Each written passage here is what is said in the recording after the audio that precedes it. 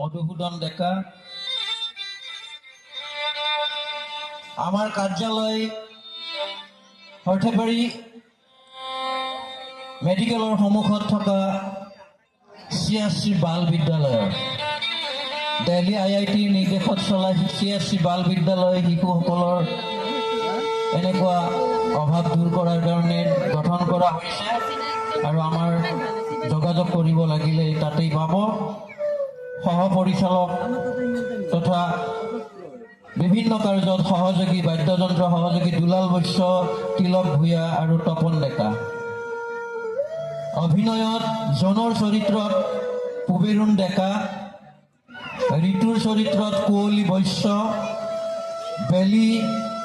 জ্যোতি তালুকদাৰ, চন্দা তনিষা ডেকা, দীপু জিতবৰ কাশ্যপ, কাজল নিবিড় তালুকদাৰ, পম্পী সমীক্ষা তালুকদাৰ, যুৱক কৰণ পাঠক। এই বিদ্যালয়ৰ তৰফৰ ছাত্ৰ ছাত্ৰীৰ ভিতৰত বঞ্চিত চৌধুৰী শংকৰদেৱ শিশু নিকেতন, CSC বাল বিদ্যালয় আৰু আমৰিখোৱাৰ প্ৰাথমিক বিদ্যালয়ৰ ছাত্ৰ জড়িত আছে। নাট্যত আমাৰ উপদেষ্টা হিচাপে আছে মাননীয় মৃণাল ডেকা সৰ্থেবাৰী আৰু ৰমেন তালুকদাৰ সৰ্থেবাৰী। আহক আমি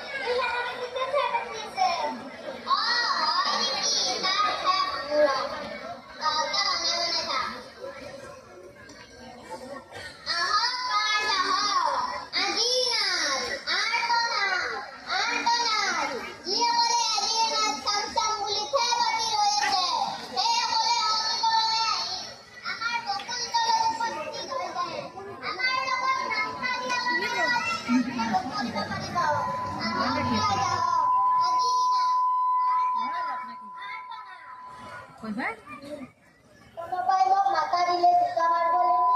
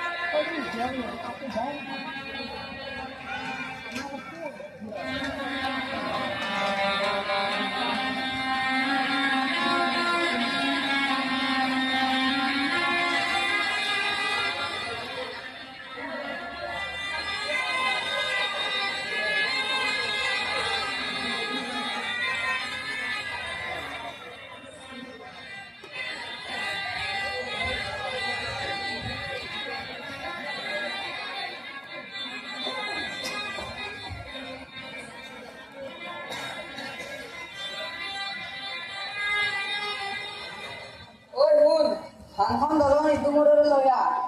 আৰু শুন শৰ্মা আৰু বৰুৱা আধা ঘণ্টাৰ ভিতৰত কামখিনি শেষ কৰিবলৈ কৈছে বুলি কৈ দে এইফালৰ পৃষ্ঠভূমি দিয়া হ'লেই যায়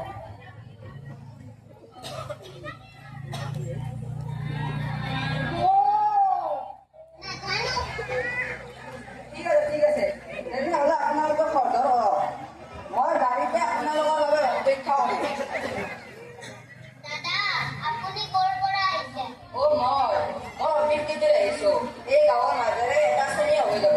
ৰাস্তা ঘাট বহলাব লাগিব সেইকাৰণে পথৰ দাঁতিত থকা সকলোবিলাক গছ কটা যাব ইমান জোপা গছ কটা যাব তাৰ হিচাপ নিকাচ কৰি আছোঁ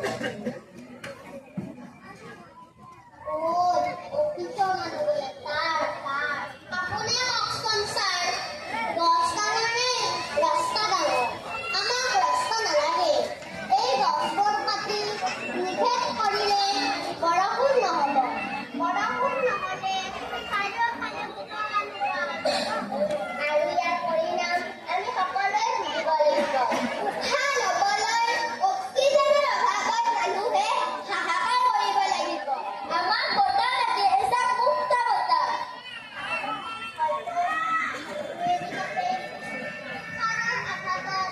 এই সেউজীয়া গছবোৰ বাগৰি পৰিব যোৱা বছৰ ৫ জুন তাৰিখে নাহৰৰ পুলিকেইটা কাটি সাষ্টাং কৰিব মই বুজিছোঁ তোমালোক আটাইকেইগৰাকী প্ৰকৃতি প্ৰেমী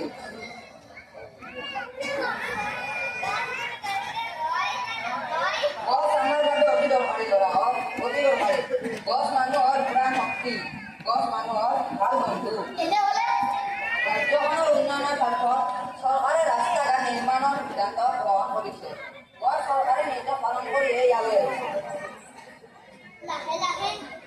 এই ৰাস্তাটো গছ শূন্য হৈ পৰিব ডাঙৰ ডাঙৰ আম গছ